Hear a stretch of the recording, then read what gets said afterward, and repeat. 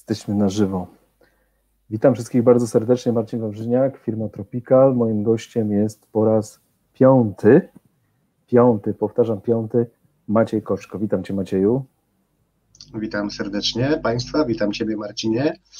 Miło mi znowu gościć w Waszych domach, telefonach, tabletach, komputerach, whatever. Jesteś wszędzie. Jestem, w lodówce jestem podobno już nawet, otwierają, ja tam wyskakuję. Straszne rzeczy się dzieją. Ciekawe, kiedy zrobią szczepionkę, wiesz. Antymaciejowa. Tak jest. Dobrze. Macieju, w zeszłym tygodniu zaczęliśmy temat, którego nie skończyliśmy, czyli temat rozmnażania zbrojników. Więc cóż, no dzisiaj nie będę Ciebie powstrzymał przed tym, żebyś tutaj skończył ten temat i opowiedział dalej. Rozmawialiśmy o ancestrusach, rozmawialiśmy o hypoancestrusach.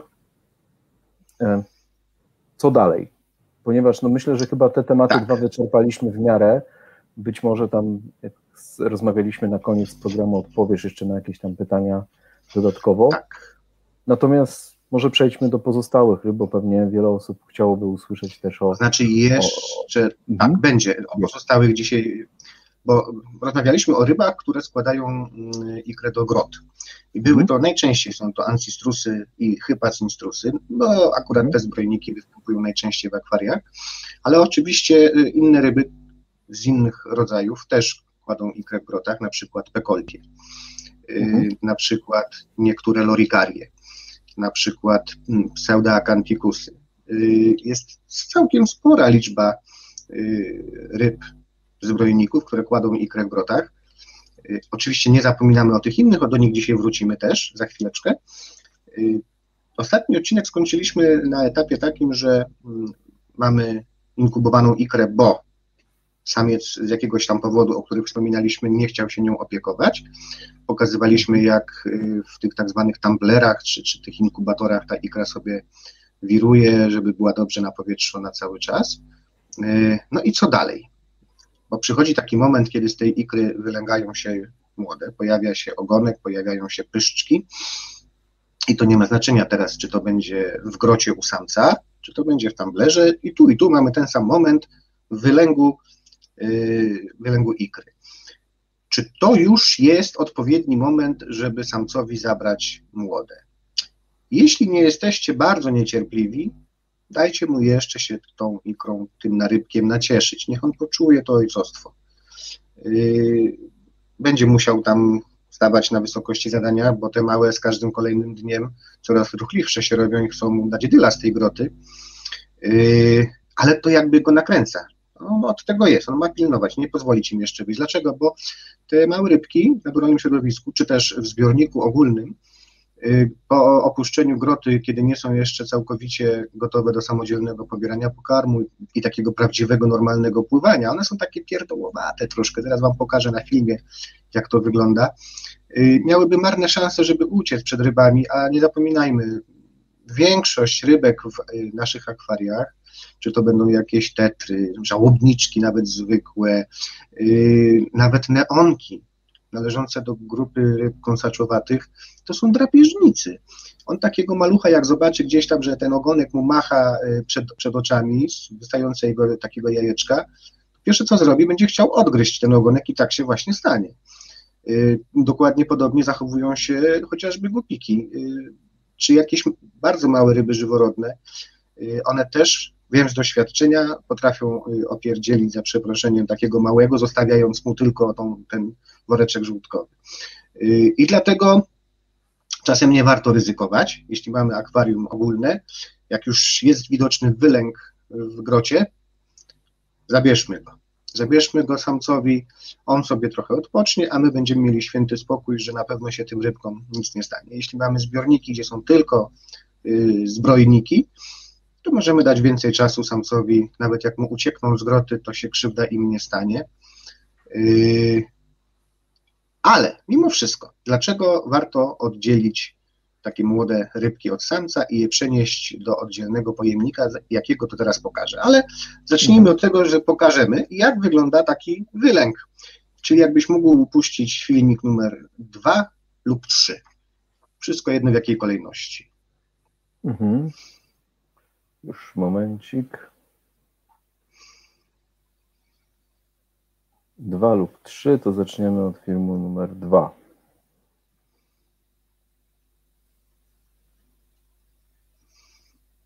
Proszę Państwa, tutaj widzimy na filmie wylęg Ancistrusa właśnie. Czy mnie słychać? Tak, słychać Ciebie. Bo ja sam siebie przestałem teraz słyszeć. Tu jeszcze ze 3-4 dni będzie trwało wchłanianie woreczka żółtkowego. Ja specjalnie, jeszcze raz powtórzę, woreczka żółtkowego, dlatego że nagminnie na grupach ludzie mówią o woreczku żółciowym. Nie. O woreczku żółciowym to taki stary pijak jak ja może co najwyżej coś powiedzieć. To są woreczki żółtkowe.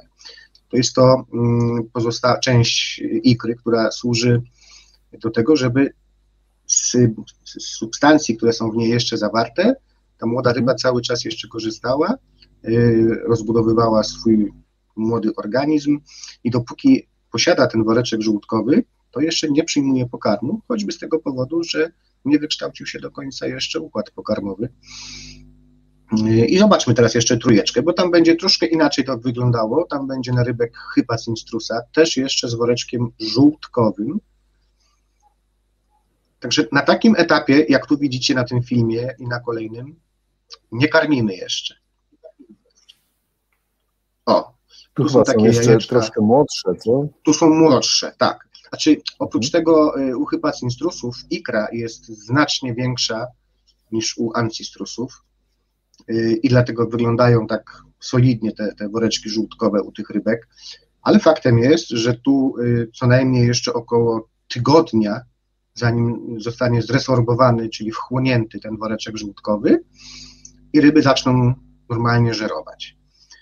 I jak widzieliście, zarówno na tym filmie poprzednim, jak i tym tu w tej chwili, rybki te są trzymane przeze mnie w oddzielnym jakby pojemniku, ale ten pojemnik jest umocowany w dużym zbiorniku. Przez ten pojemnik przepływa woda cały czas z dużego zbiornika. Jakie to ma zalety i jak to w ogóle działa, za chwileczkę pokażę te kotniki, nazwijmy to. Wyjaśnię, jakie są ich zalety, dlaczego takie, a nie inne, ale jak sobie poradzić również w domowych warunkach. Także za filmiki teraz już dziękuję. I już pokazuję Państwu, to jest, zanim go pokażę, to jeszcze powiem, to jest kotnik, który sobie powymyślałem, kiedy zaczynałem zabawę ze zbrojnikami. Przesadziłem, za mądrze go chciałem zrobić, ale sprawdza się, to bez dwóch zdań. Już pokazuję. Tylko muszę najpierw jeszcze tą gąbeczkę wyjąć. O, dziękuję za zbliżenie, tak, Marcinie. Tak będzie łatwiej. Słuchajcie, kochani, mamy sobie taki pojemnik z pleksji, gdzie tędy wpada do niego woda. Jak widać, tutaj mamy głowiczkę od filtra, która tą wodę ze środka wyciąga na zewnątrz. Żeby nie wciągnęło nam małych rybek, to mamy tutaj osłonkę z siateczki. Oczywiście w tym miejscu właśnie jest gąbeczka, żeby do środka nam wpadała woda przez tą gąbeczkę. Przyklejane są do tego pływaki ze styropianu, takiego niskopienionego, i to sobie pływa na powierzchni wody, a te nasze małe rybki są tutaj w środku. I jak to ten zbiorniczek ma około 2 litrów pojemności, ale pływa sobie w akwarium, które ma powiedzmy 200 litrów pojemności i cały czas bardzo silny przepływ wody jest przez tą, wymuszony przez tą głowicę, to akurat Patmini. Czemu pływa? Bo wygodniej jest przy podmianie wody, nie trzeba się martwić, czy nie spuścimy za dużo i tutaj się zrobi nagle pusto. Jak opuszczamy poziom wody, to sobie sam opuszcza się ten kotniczek i idzie do góry, kiedy dolewamy wody do zbiornika. Czemu mówię, że przesadziłem na początku? Słuchajcie, trzeba było powycinać laserem formatki, trzeba było to wszystko pokleić, trzeba było docinać gąbkę i tak dalej, kupa roboty i kosztów. Po jakimś czasie Koczko zmądrzał, pierwszy raz w życiu chyba, i wpadł na genialny pomysł, którym się z Państwem podzielę za darmo, żeby nie było. Słuchajcie, bardzo podobny kotniczek można zrobić, wykorzystując typowy pojemnik do tak zwanych wymarów. Zasada działania bardzo podobna. Znowu mamy patamini, tylko trzeba tu będzie założyć tą osłonkę, o której nie wolno zapomnieć, żeby nam nie wciągnęło młodych. Tu z kolei woda przez taką samą osłonkę wpada do środka. Tylko że ten pojemniczek można kupić za 12 zł i mamy jakby rozwiązany problem. On też jest na pływakach. Tylko teraz powiem Państwu, czemu... Ja mogę zadać pytanie. Wiem, że mnie nie widzisz i wiesz, taki głos, nie wiadomo skąd. Słuchaj, poważnie, te siateczki, te sitka, które tam są, powiedzmy, które chronią te rybki, to są takie osłony, te gotowe, powiedzmy, osłony do filtrów przeciwko wciąganiu chociażby krewetek, czy... Już Ci mówię. Dobre pytanie. Rzeczywiście, bo... Wiesz, pewnie wiele osób się zastanawia, już kombinuje, jak to zrobić. Jak już zdradzasz takie tajniki, to... Wszystko, żadnych tajemnic. Ciśniemy z Ciebie, wiesz, jak wodę z Już gołąb. pokazuję. To coś, czyli ta siateczka z kwasówki, nierdzewiejąca nigdy, to akurat to jest filtr do pomp głębinowych. Taki kiedyś wyczaiłem w hipermarkecie budowlanym, podpasił mi bardzo, gdyż, słuchajcie, to jest bardzo ważne, tu widzicie to czarne coś w środku, to jest, jak kupujecie filtr Aquaela, to jest taka przejściówka i ona pasuje tu idealnie do środka. Po prostu, wystarczy ją tylko mocno wcisnąć i to zakładamy na końcówkę od aquaelowskiego filtra, a pasuje idealnie. Natomiast ta gęstość tej siateczki jest wystarczająca przy wszelakich zbrojnikach, nie ma się o co w ogóle przejmować, że wciągnie, ale ja używam również tych kotników pływających, chociażby przy wylęgu kirysków albo przy wylęgu skalara i wtedy ta siateczka jest trochę za gruba i wtedy używam zamiast tego takich właśnie typowych prefiltrów do krewetek, które też dają się tam, to się daje włożyć do tego prefiltra i nakładamy na filtr, który wyciąga nam wodę z tego kotniczka. No i teraz czemu? Czemu robię to w ten sposób? Czemu chciałbym, żeby był duży przepływ wody przez ten kotnik? Słuchajcie, no bo jeżeli na przykład jednorazowo mam wylęk ancistrusa w ilości 300 sztuk i one się tam muszą znaleźć w takim kotniczku, to one nie mogą mieć brak tlenu i przepływ wody musi być solidny, bo inaczej pozdychają po prostu. Ponieważ, przepraszam na chwileczkę, ponieważ zajmuję się tym na co dzień i mam dość dużo wylęgów. Potrzebowałem czegoś, co da mi spokojną głowę, że ja się nie muszę martwić o to, że te ryby tam będą miały za mały przepływ wody. Natomiast absolutnie nie ma takiej potrzeby, żebyście musieli się bawić aż takie urządzenia.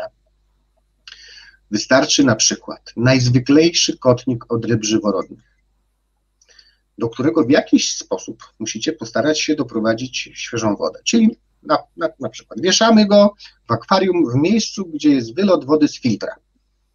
Obserwujecie, że rzeczywiście ta woda z tego filtra będzie przepływała przez ten kotnik, jest ok. Na wszelki wypadek do kotniczka możecie włożyć kamyczek napowietrzający jeszcze, żeby tam na pewno powietrze było. Ważną rzeczą jest tylko, że jeżeli jest to zbiornik ogólny, to ten kotniczek warto obłożyć na przykład pończochą zabraną mamie, siostrze czy tam komuś, bo przez te dość duże otworki, którymi normalnie ucieka na rybek głupika na przykład, jak samiczka urodzi, to ucieka na rybek głupika, to te otworki są na tyle duże, że jak w tym kotniczku będą sobie leżały te takie żółte jajeczka, które żeśmy przed chwileczką na filmie widzieli, to okazuje się, że na przykład od spodu potrafi podpłynąć sobie a to brzanka różowa, a to samiczka głupika i wyssać te małe przez te otworki. Wiele osób się przekonało niestety o tym, że miało na rybek i nagle nie ma na rybku w kotniczku. Dlatego warto założyć dodatkową siatkę, jakąś osłonkę na taki kotnik po to, żeby uniemożliwić wyciąganie przez te szparki na rybku. Ważne jest, żeby był przepływ wody, ale też fajnie właśnie, że mamy teraz te rybki na małej przestrzeni, gdzie możemy im podawać bezpośrednio pod pyszczek pokarm, dzięki czemu młode nie muszą biegać po zbiorniku i szukać pokarmu, być przeganiane przez dorosłe. Ludzie często mają przecież młode rybki w akwariach ogólnych, gdzie na przykład na dnie jest jakiś tam żwirek.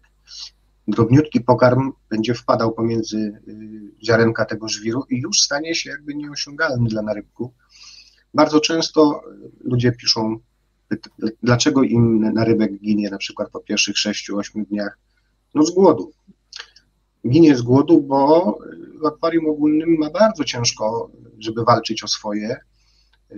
Właśnie szczególnie w akwariach, gdzie na dnie jest trochę grubszy jakiś substrat w postaci właśnie żwirów chociażby, gdzie ten pokarm ginie pomiędzy kamieniami i młode giną z głodu. Dlatego warto jest je mieć w podobnych urządzeniach. Są tak zwane ringi pływające, gdzie też jest woda dostarczana do środka za pomocą takich typowych filtrów gąbkowych i przelatuje sobie dnem, które jest z bardzo, bardzo gęstej siatki, naprawdę bardzo gęstej, ale woda przedostaje się przez to dno, a pokarm już na tym dnie sobie leży, młode mogą korzystać. Rozwiązań jest sporo. Ja naprawdę głęboko wierzę w to, proszę Państwa, że Wy sobie też jesteście w stanie pokombinować, jak to zrobić, żeby taki kotniczek spełniał swoje zadanie. Ja jeszcze później wspomnimy o tych kotniczkach, dlatego że powiedzmy przy ancistrusach czy hypasinstrusach nie jest to jeszcze aż tak strasznie ważne, żeby ryby leżały w pokarmie. One będą sobie aktywnie poszukiwały tego pokarmu. Natomiast przy innych jest to wręcz wymóg, żeby rybek przeżył. I tu właśnie bardzo wiele osób ma kłopot z uzyskaniem na rybku, młodych ryb później. I będziemy o tym z chwileczkę mówili. Także kotniczki. A teraz czym karmić w takich kotniczkach? No bo młode ryby potrzebują dużej ilości pokarmu, no bo mają intensywny wzrost i trzeba czym się karmić. Oczywiście podzielimy teraz jak zwykle na te, które są roślinożerne i na te, które są wszystko bądź mięsożerne. Generalnie zasada jest taka, że karmić możemy tym samym co dorosłe ryby, tylko odpowiednio drobniejszym pokarmem. Ale warto tu jeszcze wspomnieć o jednej rzeczy, bo też często widzę to na różnych grupach. Ktoś tam mówi, daj koniecznie korzeń tym młodym, to bo bez tego to ci zdechną. No to nie do końca jest tak, bo te małe ryby, które się dopiero co właśnie nam wylęgły i zaczynają pobierać pokarm, ich aparat gębowy jest tak delikatny, że one nie są w stanie zeskrobywać sobie drewna, żeby się nim odżywiać. To nie dlatego jest ewentualnie im kawałek drewna potrzebny w akwarium czy w kotniku. I też to nie może być drewno, które dopiero co właśnie żeśmy po raz pierwszy zamoczyli i sobie tam gdzieś już zatonęło. Przepraszam bardzo. Młode ryby, które będą konsumować to drewno, nazwijmy w cudzysłowie, one zjadają z niego film biologiczny. Na drewnie, na starych liściach wytwarza się film biologiczny, zarówno z bakterii tych naszych, które biorą udział w cyklu azotowym, ale też i w bakteriach rozkładu. Drewno butwieje w wodzie, liście butwieją w wodzie. Jak chcecie sobie przygotować wcześniej takie liście nawet dla mięsożerców, to do jakiegoś kubełka z wodą, niech sobie poleżą tydzień, 2 tygodnie czy 3, jak wyciągniecie je i zobaczycie, tak między palcami, weźmiecie do ręki, będą śliskie takie, nieprzyjemne w dotyku i o to chodzi właśnie. To już jest ten film biologiczny, którym porosły te liście, na przykład dębu, czy ketapangu, czy właśnie kawałek korzenia, który macie w rękach i jest taki też śliski w dotyku. To na tym będą żerować młode ryby i to wszystko jedno, czy to będą roślinożerne, czy mięsożerne, one sobie będą zjadać ten film biologiczny, który jest niesamowitym źródłem białka. I to jest o tyle fajne źródło jedzenia, że ono sobie dalej może leżeć w tym zbiorniku. Skoro będzie dalej butwiało, to się nic nie stanie, będzie więcej tego filmu biologicznego. To jest taki zawór bezpieczeństwa. Nie mieliśmy czasu dzisiaj nakarmić młodych, ale to nie szkodzi, mają swoje liście, dadzą sobie radę. Ale jeśli już mówimy w ogóle o liściach, to oczywiście przy zbrojnikach, przy ancistrusach i innych roślinożernych warto zastosować liście takie jak na przykład liście pokrzywy czy mniszka lekarskiego. Zalewamy wrzątkiem, zaparzamy te liście, bo najłatwiej kupić jest w sklepie zoologicznym gotową mieszankę na przykład liści pokrzywy dla gryzoni. No one tam teoretycznie powinny trzymać jakąś jakość, że nie są zbierane przy głównej arterii w mieście. Zalewamy wrzątkiem, dajemy tam trochę czasu, żeby to wszystko ostygło, wrzucamy do takiego kotnika, naprawdę nie musicie żałować, możecie dać dość dużo. Te liście sobie będą w tym kotniczku przez 5, 6, 8 dni, aż zostaną całkowicie zjedzone. To jest świetny pokarm również właśnie dlatego, że jest cały czas stale dostępny na rybku. Dokarmiamy w międzyczasie innymi pokarmami, a jak na rybek jest głodny, to sobie siada na tych liściach i wcina. Polecam mniszka lekarskiego, polecam właśnie pokrzywę. Nie polecam sałaty. Zdecydowanie nie polecam sałaty, bo chemia, jaka jest w tym warzywie, no bo to chyba warzywo, tak, sałata, no jest przeokrutna i możemy zabić sobie cały wylęk, także parzonej liści sałaty B, nie używamy. Z pokarmów gotowych, które jak widać tutaj na górze na znaczku Tropical jest sponsorem tego odcinka, ale nie, to bez żartów, słuchajcie, naprawdę używam, bo świetne pokarmy, to jest spirulina 36%, zarówno w płatkach, jak i w takim mini grysiku. Świetny pokarm, duża ilość białka, bo to 36%, młode na tym naprawdę nieźle rosną. Również jest taki pokarm ProDefense X w wielkości XXS. Polecam. Tak jest, można nim, bardzo drobny. Bardzo drobny, także na początku można dawać spokojnie częściej mięsożernym, rzadziej roślinożernym, ale też możemy dać tym młodym rybom. On zawiera sporo białka, a młode ryby potrzebują szybko rosnąć. Z innych pokarmów Tropicala, których używam, to jest D50, też takiej drobnej postaci, bądź krill i De Alio, tylko że te nie występują aż tak drobne, no ale to co, no za parę złotych młynek do kawy, chwila zabawy i mamy odpowiednią granulację, a przecież wiem o tym, że my akwaryści naprawdę kombinujemy zawsze na różne sposoby, żeby sobie pokombinować i chociaż raz tam nie wiem, na pół roku przemielić nieco pokarmu. Tak, także myślę, że to nie jest jakieś wielkie wyzwanie, a mamy gotowy pokarm dla narybku. Ten ProDefense bardzo dobry jest to pokarm, bo ja tu jeszcze raz powtórzę, jego warto zastosować na przykład tak, że podajemy go przez tydzień, a potem robimy tydzień przerwy i znowu podajemy przez tydzień. Nie podajemy go cały czas, bo wtedy przestanie działać tak, jak ma działać. To muszą być takie dawki uderzeniowe. To tak jak my ludzie szczepimy się raz na jakiś czas, teraz nie wszystkim się to udaje, a nie co chwila, prawda, bo to tak nie działałoby wtedy. Czy coś jeszcze z pokarmów, czego może zapomniałem, panie Marcinie? A czy chciałbym ciebie, ponieważ ja wiem, że ty jesteś zwolennikiem granulatu, powiedzmy w ostateczności tabletek, natomiast nie bardzo płatków, natomiast sporo z pokarmów też jest w formie płatkowanej i gdzieś tam te płatki też jednak wiem, że pływają troszkę czasu i przy zbrojnikach to i bywa problemem, natomiast w większości one wystarczy tam czasami nawet tak naprawdę wsadzić palce do wody, podtrzymać chwilę i one i tak utoną. Nie? Także tak, tutaj... ja rzeczywiście raczej granulaty, ale nie mówię nie, że płatki to są B. Po prostu jakąś taką mam manierę, że ja wolę pokarmy w granulatach używać niż płatkowanych, co nie znaczy, że one są złymi pokarmami, no to po prostu jest inaczej podany ten sam pokarm. Szczególnie, no właśnie, słuchajcie, bo tak jak rozmawialiśmy, że jak karmimy w dużym zbiorniku ryby, to dobrze by było, żeby pokarm znalazł się w tym zbiorniku gdzieś tam wszędzie. No to przy płatkach nie będzie tego problemu, bo podanie płatków spowoduje, że one się będą wszędzie. Będą wszędzie, tak, i wtedy każda ryba będzie miała szansę mieć dostęp do pokarmu, będą mniejsze wojny pomiędzy pomiędzy samcami gdzieś tam o terytorium i o pokarm. No dobra, to co? Wstępnie żeśmy porozmawiali o tym, co zrobić, jak już mamy wylęk. A, jeszcze się pewnie pojawią pytania, to może też uprzedzę. No i w takim kotniku ile czasu można trzymać te rybki? No to wszystko zależeć będzie też od tego, jak duży przepływ wody macie przez ten kotnik, no bo jak jest mały, słaby przepływ wody, a tych ryb jest dość dużo, to żeby się nie okazało w którymś tam momencie, że zaczynają się dusić w tym kotniku. Ja w tych swoich, gdzie mam wymuszony przez pad mini, trzymam 3, 4, 5 tygodni ryby, a potem już są przerzucane do akwariów, gdzie jest mniej więcej podobny na rybek tej samej wielkości i już wtedy wystarczy.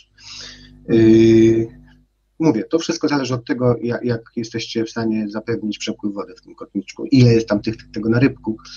No to tak trzeba zdroworozsądkowo do tego podchodzić po prostu. No i co? I może teraz przejdziemy do kolejnych ryb, które w jakiś inny nieco sposób się rozmnażają. Czyli nie muszą mieć koniecznie groty, tylko groty im są niepotrzebne. To może zaczniemy od filmu. I niech to będzie film o numerze 5.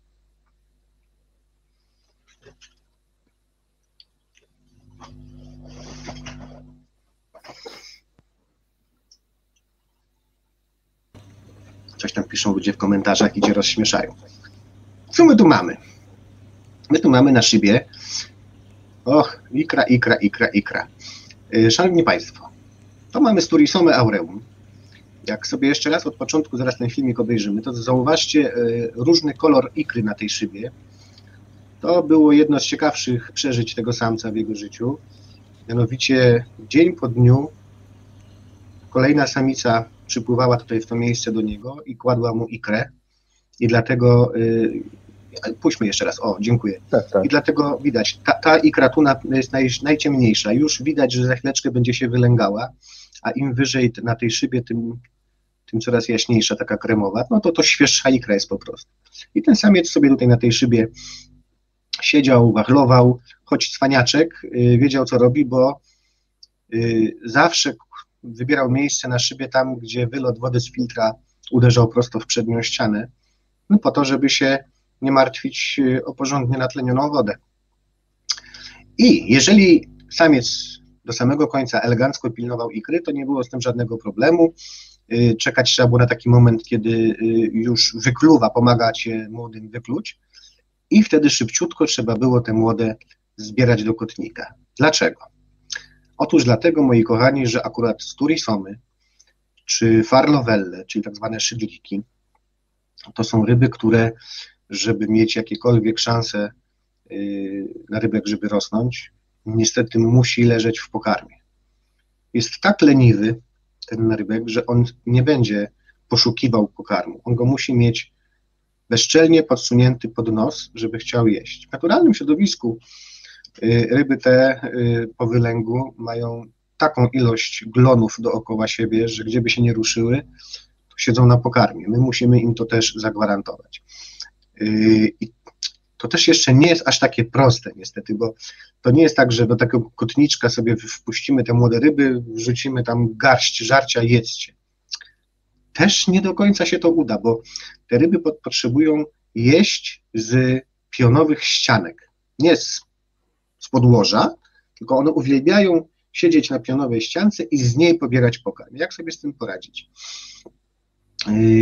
No ja radzę sobie w ten sposób, że z jakiegoś tam pokarmu, który chcę, na przykład mogą to być płatki spirulinowe, mieszam je tak, żeby zrobić z nich papkę. Można kupić gotowe pasty i ja wysmarowuję taką papką czy pastą kawałek płytki ceramicznej, terakoty, gresu, czegokolwiek, daję czas, żeby to przeschło i dopiero taką płytkę wysmarowaną tym pokarmem wstawiam do kotnika.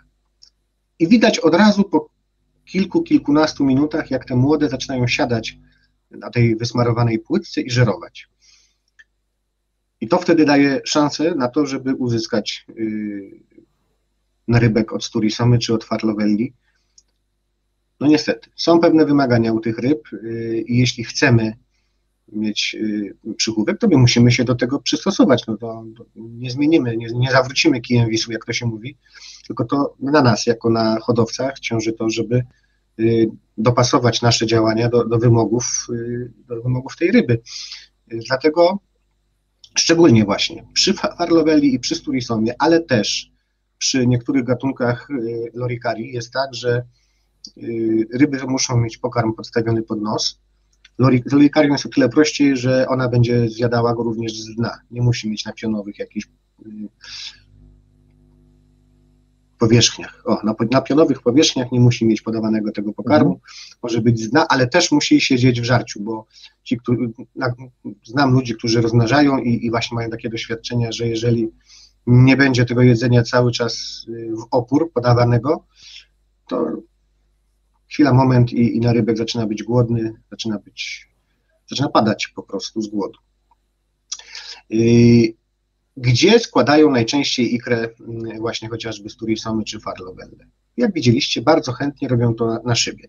To bardzo wdzięczne, że robią to na szybie, bo możemy sobie obserwować przez lupę, jak rozwija się ikra, jak ten zarodek tam się zaczyna pojawiać. Przychodzi taki moment, kiedy będzie widać, że zaczynają się pierwsze ruchy tam w środku, bo już rybka zaczyna być zaraz gotowa do tego, żeby opuścić osłonkę jajową.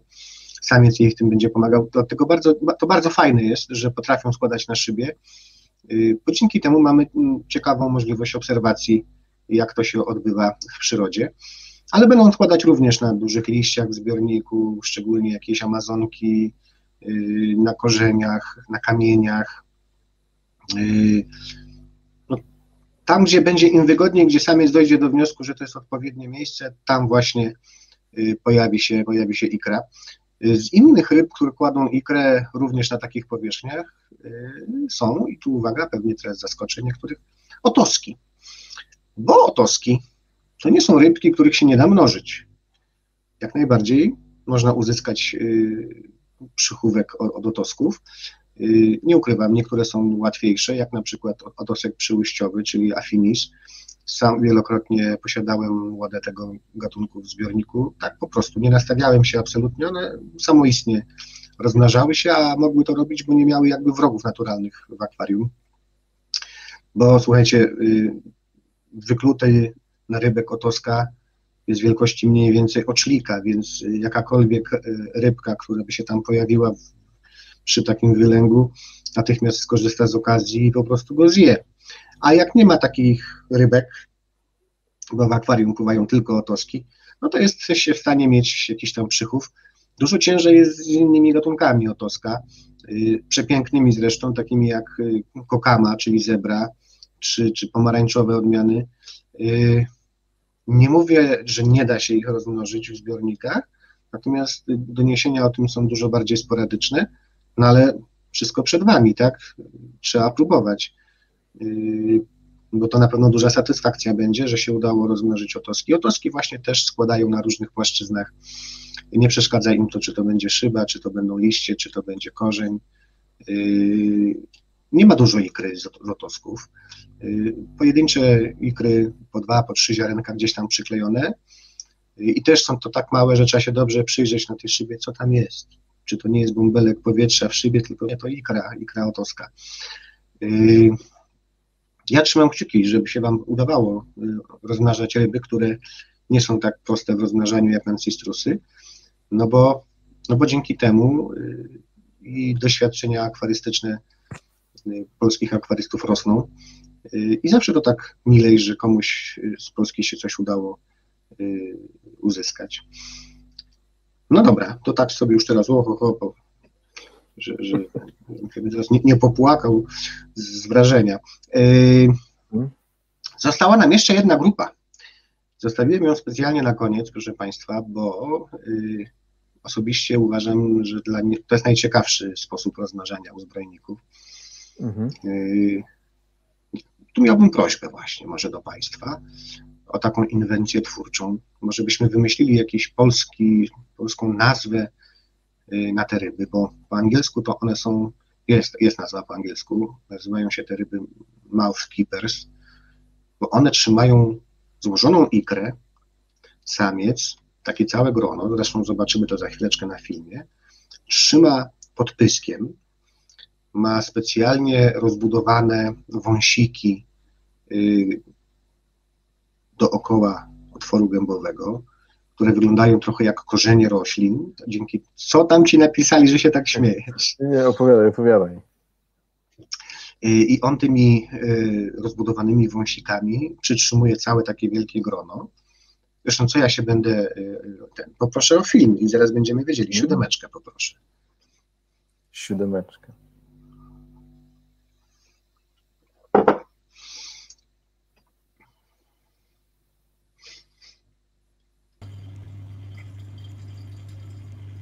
Na filmiku mamy, proszę Państwa, Loricarię Rio Atabapo, czyli Loricarię z rzeki Atabapo. Jak się dobrze przyjrzycie, to widzicie, że samiec pod pyskiem trzyma właśnie grono ikry na całkiem już solidnym, zaawansowanym stopniu, blisko do wylęgu. On z tą ikrą pływa sobie po całym akwarium. Nie przeszkadza mu, a tu za nim nawet jeszcze z poprzedniego wylęgu młode leżą. Pobiera pokarm, w tym czasie na chwilę po prostu odstawia to grono tej ikry i zajada sobie, cały czas mając tą ikrę gdzieś tam obok siebie. Jest to pewien sposób na ochronę tej ikry. Właśnie, bo zbrojniki oprócz otosków tak naprawdę, większość zbrojników opiekuje się ikrą, bo nawet taka Sturisoma czy Farlovella, po złożeniu ikry samiec cały czas tą ikrę dotlenia. Walczy o nią.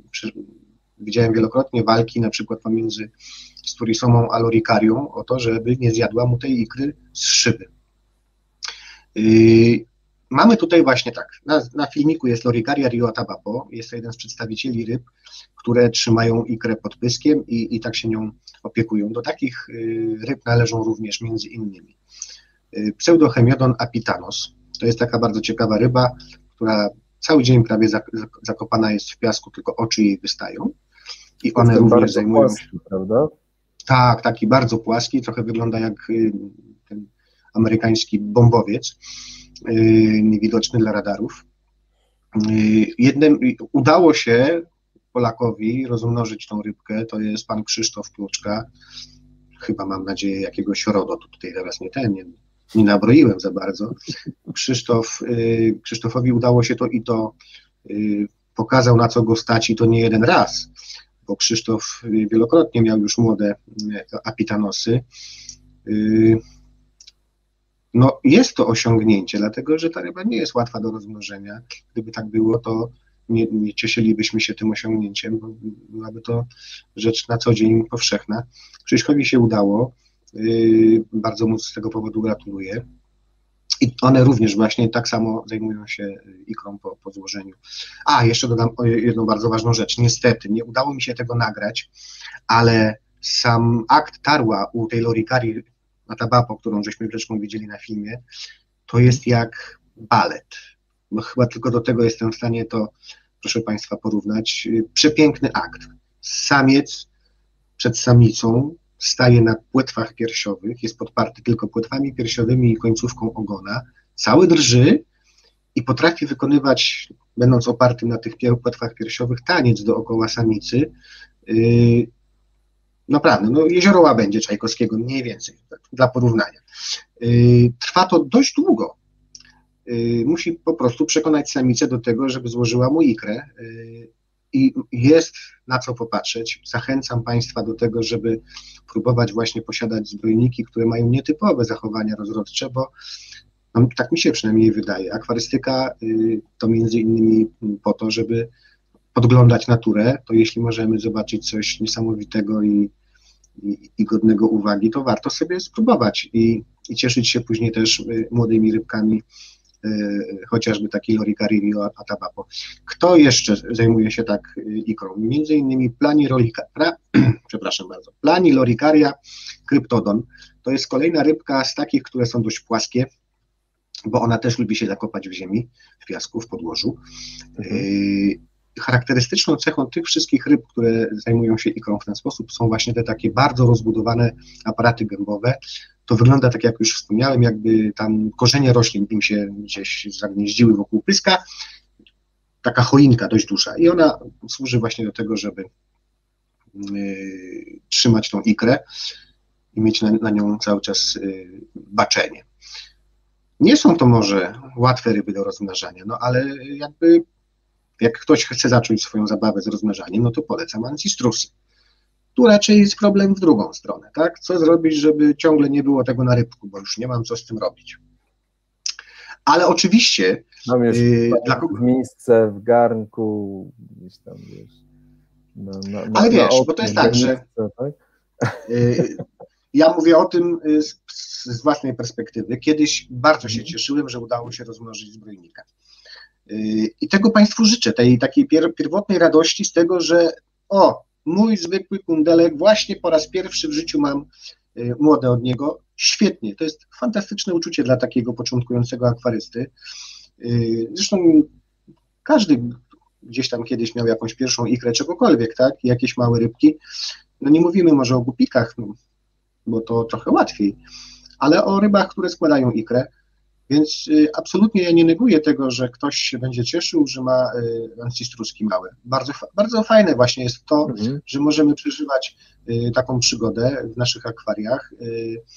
Oczywiście, jak to się mówi, apetyt rośnie w miarę jedzenia, więc jak już komuś się parę razy uda rozmnożyć takiego ancistrusa, czy jakiegoś troszeczkę bardziej wymagającego, pójdzie w kierunku jakichś hypacinstrusów, którym trzeba będzie już zapewnić inne warunki wodne, bo i miękką wodę, i kwaśną, żeby one chciały podejść do tarła. No to są pewne wyzwania, ale skoro chcemy się w to bawić, to musimy te wyzwania sobie stawiać i je realizować. I dlatego uważam, że właśnie tak, jeśli macie na to chęć oczywiście i możliwości, próbujcie przesuwać granice, próbujcie z kolejnymi gatunkami, chociażby też z tego powodu, że im więcej takich ryb uda się rozmnażać w akwariach, tym mniej trzeba będzie ich odławiać, żeby zaspokoić rynek. To jest, tak, nawet brazylijscy ichtiolodzy prowadzą takie szkolenia, jak mnożyć zbrojniki, pokazują to na filmach, żebyśmy my, akwaryści, mogli mieć udział w ochronie naturalnego środowiska. Wiadoma sprawa, jest popyt, ryby będą odławiane, ale jeśli jesteśmy w stanie sami je rozmnażać w akwariach, to będziemy brali udział w tym, żeby ograniczać odłów. W związku z tym ratować istniejące tam w rzekach gatunki, które czasami są zbyt mocno eksplorowane i potrafią być zagrożone. Ja właśnie też zastanawiałem się kiedyś, wiesz, w jaki sposób są poławiane same zbrojniki, ponieważ, wiesz, łatwo jest złapać ryby pływające w toni, jakieś paletki, skalary, cokolwiek, natomiast jednak ryby, które gdzieś tam siedzą między kamieniami, no na pewno jest trudniej i wiąże się to na pewno z naruszeniem struktury dna. Przynajmniej tak mi się wydaje w danym strumieniu czy rzece, a to też jest jakimś tam zagrożeniem dla środowiska. No chyba że mylę się i wiesz, jest jakiś łatwiejszy sposób i powiedzmy ryby przy połowie ich nie niszczone jest środowisko. Natomiast no tutaj już mnie to zastanawia. Po pierwsze, może uda się, bo pracuję nad tym, że kiedyś w takim programie jak ten dzisiejszy pojawi się ktoś, kto ma nakręcone filmy z połowów, bo tam bywa bardzo często i byśmy wtedy mogli zobaczyć, jak się łowi w naturalnym środowisku zbrojniki, natomiast no, dziś postaram się Państwu powiedzieć, jest parę metod. Po pierwsze, po prostu ktoś nurkuje, zbrojniki żyją sobie pomiędzy głazami, takie mają specjalne szpatułki drewniane, ci, które je poławiają, żeby pomiędzy tych wąskich szczelin powyciągnąć takiego zbrojnika, łapią je rękami i jest to, powiedzmy, najmniej najmniej ingeruje się wtedy w środowisko. Natomiast niestety zdarzają się też takie sposoby odłowu, że gdzieś tam kawałek danej rzeki jest przytruty, wpuszcza się do wody. Czyli tak jak na rafie. Tak jak na rafie, tak, truciznę. Rybki są przytrute i niestety bardzo wiele z nich nie jest w stanie przetrwać transportu do Europy chociażby. Jest to rabunkowa gospodarka, absolutnie bez sensu. Te ryby Gdyby były łapane inaczej, to po pierwsze nie trzeba byłoby ich tak wielu łapać, skoro tak wiele ich zdycha po tym łapaniu. To bardzo często się zdarzało w ostatnich latach chociażby z Ancistrusem L183, czyli z niebieskim prawdziwym, że przylatywał do Europy i całe transporty wylatywały, że tak powiem brzydko. Wszystkie ryby zdychały po prostu, były nie do uratowania. Właśnie prawdopodobnie dlatego, że były już przytrute mocno podczas połowu. No i co, i potem dodatkowy stres związany z pakowaniem, z lotem, kolejne aklimatyzacje gdzieś tam w hurtowniach w Europie i szkoda ryby po prostu. Ale to właśnie na szczęście... Przy takim truciu trzeba brać pod uwagę, że wiesz, część ryb jest wyciągana, natomiast ile ryb niekoniecznie zbrojnikowatych płynie dalej i tak, ginie, ale to zostaje albo zjedzona, albo nie dochodzi do siebie. Zgadza się niestety. No tu reakcja była dość prosta, jeśli chodzi o te większe hurtownie z Europy. Powiedziały po prostu stop, nie bierzemy od was tej ryby więcej, musicie coś z tym zrobić i skoro nie ma sprzedaży tej ryby, no to po prostu przestali jej odławiać w ten sposób, no bo tu nie było chętnych na zakup. To była jedyna reakcja możliwa, jaka miała miejsce, żeby nie doprowadzać dalej do takich sytuacji, że te ryby są uśmiercane już w zasadzie podczas pierwszego połowu, tak, bo wpuszczona jest trucizna trucizny naturalne, ale no co z tego, że naturalne trucizny, tak, tam jakieś wyciągi z roślin i te ryby po prostu są oszołomione, pływają po powierzchni i potem nie dochodzą już do siebie za bardzo. Natomiast nie ma tam ingerencji w dno, panie Marcinie, o to się nie należy martwić. Chociaż o tyle. Nie, bo większość rzek, w których te zbrojniki występują, to są rzeki, gdzie dno kamieniste i tylko tak się właśnie poławia, że no trzeba wziąć głęboki oddech, zanurkować i wyciągać się gdzieś tam z pomiędzy tych skał. To też między innymi powoduje, że cena zbrojników jest wysoka w zakupie, bo to nie jest tak, że się machnie siatą, zaciągnę i mam 500 altumów młodych właśnie wyciągniętych i możemy pakować i wysyłać. Tak, to tylko się łowi olbrzymie ilości otoska. Widziałem takie filmiki, gdzie na starorzeczach otoski występują w ilościach po kilkadziesiąt tysięcy i po prostu nie są w stanie czasami wyciągnąć siaty z tymi otoskami, bo jest tak ciężka. Natomiast wszelkie inne zbrojniki, no to właśnie pojedyncze sztuki gdzieś tam za każdym razem pomiędzy głazami do wyciągnięcia. No dobra, udało się powiedzieć o większości sposobów na rozmnażanie zbrojników. Udało się powiedzieć, czym karmić. No bo generalnie jeszcze wrócę do karmienia.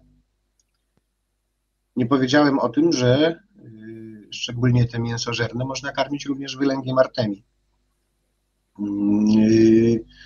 Z czasem ta artemia będzie sobie tam coraz bliżej dna pływała i będzie stanowiła świetne źródło pokarmu dla wszelkich chyba sinstrusów. Ja przyznam się, że jak mam podawać artemię, to przed samym podaniem taką żywą artemię wkładam na 5 sekund do mikrofali, żeby już nie pływała. Jest taka świeżutko padnięta wtedy i leży sobie na dnie. Ja tak podaję.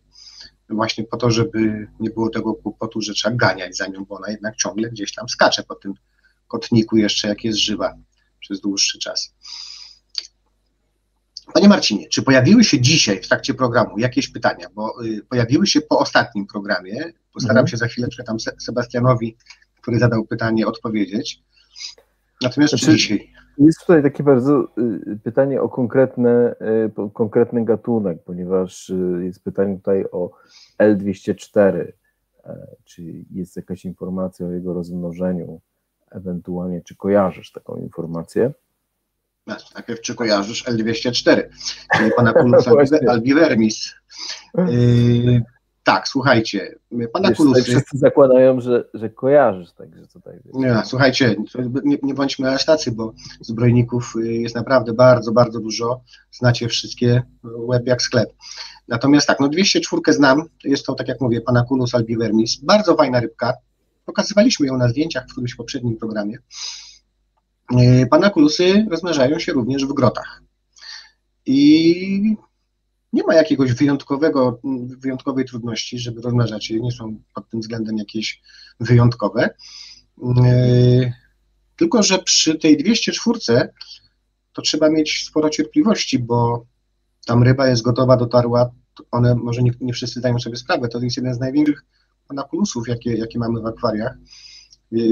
Tak naprawdę dorosły to będzie miał z 10-12 centymetrów dopiero. Raczej musi mieć już co najmniej z 10-12 centymetrów, żeby był dorosły. Czyli bardzo często ludzie mówią, że no nie, moje się nie chcą rozmnożyć. No nie chcą się rozmnożyć, bo są za młode jeszcze, trzeba poczekać te 3 lata czy 4, żeby one osiągnęły gotowość płciową i to wtedy może dopiero właśnie pojawi się ta okazja, żeby zaczęły się rozmnażać. Panakulusy się mnoży w zbiornikach, czy to będzie 306, czy 397. Nie ma dużo ikry z takiej rybki, znaczy no tu z 204 będzie więcej, bo kawał ryby już jakby, te 12 centymetrów, a rośnie jeszcze większy, 15-16 centymetrów spokojnie osiąga takie wymiary ta ryba. W diecie trochę drewna u dorosłych, jak u panakulusów, tak jak rozmawialiśmy wcześniej. No i co? Grota, dobre warunki wodne, czyli woda w miarę miękka i kwaśna i powinno pójść. Tylko cierpliwość. Słuchajcie, naprawdę, to jest takie słowo kluczowe przy zbrojnikach, cierpliwość. Dlatego, że nie da się czasami na siłę zmusić tych ryb. Będą chciały. To tak jak ostatnio ktoś pokazał fajne zdjęcie z akwarium, gdzie samiec trzymał ikrę Ancistrus w rogu, na szybie. Już po prostu nie było gdzie, no to chociaż w ten sposób, żeby rozmnożyć się i nawet bez groty poszło. Także... Macieju, było jeszcze pytanie po zeszłym odcinku, po poprzednim, bodajże dotyczące chyba właśnie tych samic takich wymęczonych trochę przez samce, jeśli dobrze pamiętam. Tak. Tu może byś tutaj też rozwinął temat, skoro... No właśnie, to jest pytanie, mamy jeszcze chwilę. Sebastian zadał. Tam było podwójne jakby pytanie. Po pierwsze, co zrobić, jak się okaże, że samiec wybrał taką grotę, do której samica weszła i się zakleszczyła i nie jest w stanie wyjść. To najpierw zacznę może od tego. No to się rzadko zdarza, żeby akurat samica weszła do groty i nie dała rady wyjść. To, że znajdujemy czasem martwą samicę w grocie, to nie dlatego, że ona nie była w stanie wyjść, tylko dlatego, że samiec ją tam tak długo trzymał i dusił, że po prostu ją zamęczył. To jest najczęstszy powód tego, że mamy w środku gdzieś tam w grocie samiczkę i niestety martwą. I trzeba jakoś ją teraz wydłubać stamtąd, a ona pośmiertnie jak tam zesztywniała, to się zrobił lekki problem, bo gdzieś tam się zaklinowała w tej grocie. Nie sądzę, czy mi się zdarzyło kiedykolwiek, żeby zablokowała się samica w grocie tak sama z siebie, żeby... No wtedy co, no bijemy, zbić trzeba delikatnie grotę, mając nadzieję, że nie uszkodzimy ryby w środku. Natomiast rzeczywiście bardzo istotnym problemem jest to też, co Sebastian na co zwrócił uwagę. Podczas tych miłosnych aktów samce są naprawdę brutalne i potrafią tą samicę tam nieźle poharatać, zmuszając ją do odbycia aktu płciowego. I taka samiczka wygląda potem jak 7 nieszczęść. Ma poobcierane całe boki, aż do krwi potrafi mieć to zrobione. Po pierwsze, przyroda wie o tym, że tak się dzieje, w związku z tym te rany na tych rybach goją się naprawdę w miarę szybko. Tak dla uspokojenia.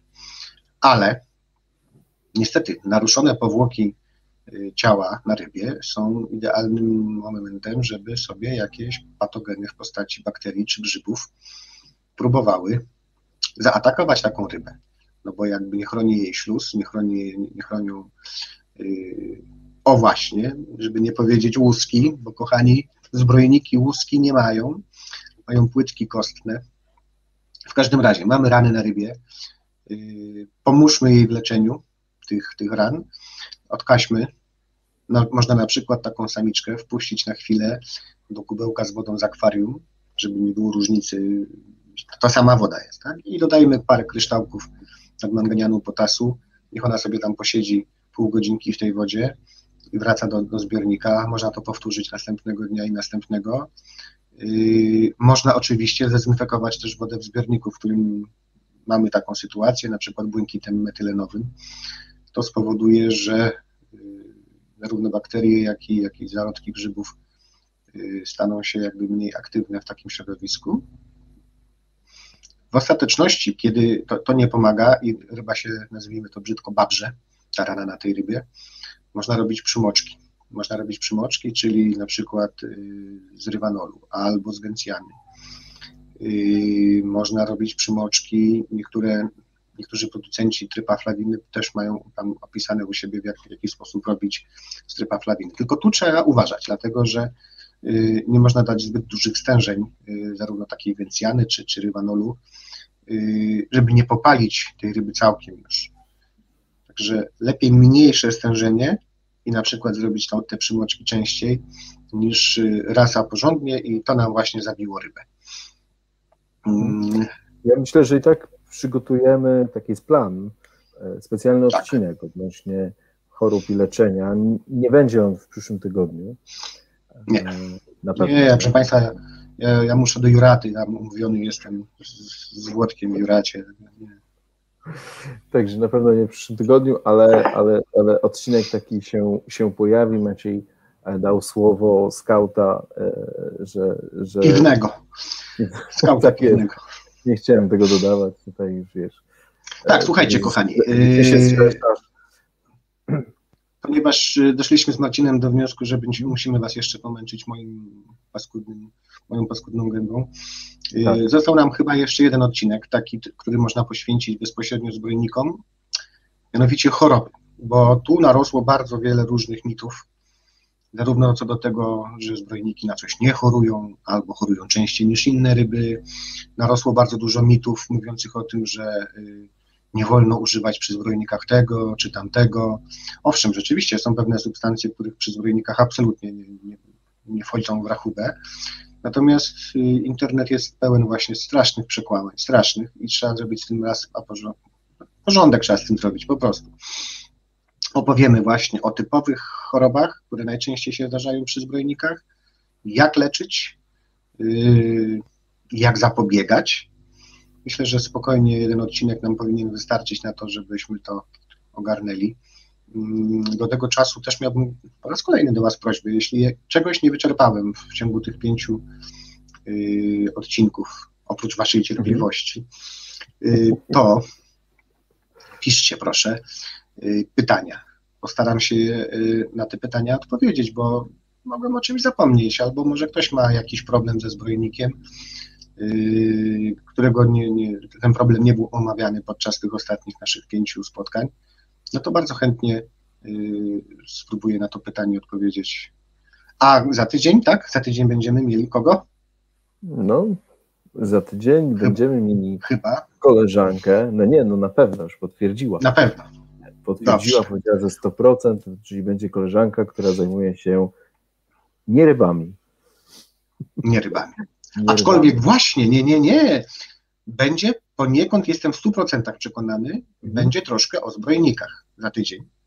Bo koleżanka zajmuje się nie rybami, ale akurat właśnie bardzo dużym problemem przy tych nierybach są zbrojniki.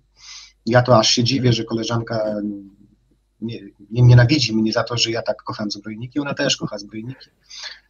Ale nie idą w parze ze sobą te dwie rzeczy. Ja o tym na pewno wspomnę, bo to jest olbrzymi problem. Także ja z chęcią też posiedzę i posłucham, co koleżanka będzie miała. Porozmawiamy o axolotlach. Za tydzień porozmawiamy o axolotlach, także rzeczywiście kto chętny, to zapraszam. Na pewno to ogłoszę, na pewno pojawi się to też i na Twojej grupie, tam sobie pozwolę, wiesz. Tak, na 100%. Ja bardzo chętnie Emilkę zareklamuję u siebie na grupie, bo takie rzeczy, jakie ona mówi o axolotlach, to ja mi się włosy na plecach jeżą. Także chętnie posłucham. Musisz to zademonstrować kiedyś. Słuchajcie, kochani, bardzo Wam dziękuję, że kolejną godzinę swojego życia poświęciliście na mnie.